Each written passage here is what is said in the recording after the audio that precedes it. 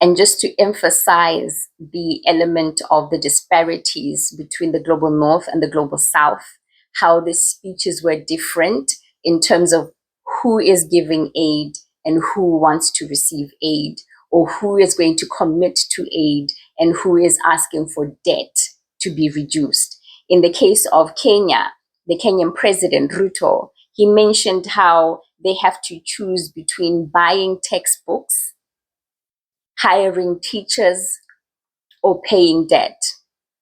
He also mentioned how countries in the global south have to choose between buying medications or paying off debts.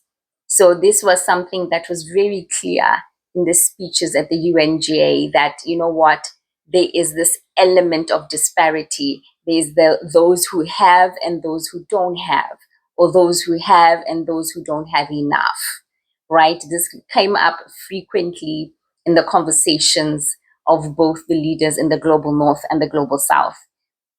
The idea that, you know, there are populations that are already impoverished. When you add the concept of climate change, when you add the concept of lack of access to technology, when you add the concept of security, lack of security, it just creates layers and layers of strife that needs to be addressed. In the case of Kenya, he spoke about Somalia in particular and how there's need for security support against Al-Shabaab and more peacekeeping efforts in that area. And also interesting how Kenya has provided a lot of security and peacekeeping efforts as well to support the peacekeeping efforts in Haiti. So Haiti also came up.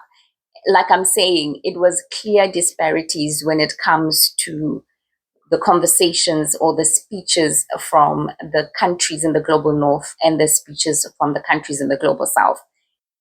And in the case of South Africa, the South African president obviously started the speech by talking about apartheid,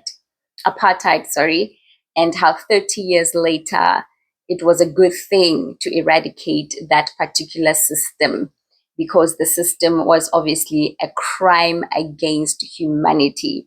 He described it as a crime against humanity. And one of the things he is juxtaposing apartheid to is he's saying, you know, there are countries right now that are going through similar such systems as apartheid, and we need to avoid the apartheid happening in other countries. I think that was a very diplomatic way of talking about specific regions. And he also spoke about debts, you know, the debt, because with debts, they're unable to support education and health. Just like the Kenyan president said, the South African president was like, you know, we have so much debt that we have to choose between health, education, or paying off the debt. Poverty eradication was a key thing for the South African president as well, who is talking about the need to ensure that pandemics and endemics are not a serious threat because they already find a fertile ground for them. If you're talking about aspects such as poverty, lack of access to health services, education. And he also spoke about the idea that equal worth of individuals and equal worth of countries and nations. So he's really talking about the human element and equality, equalizing life in that sense.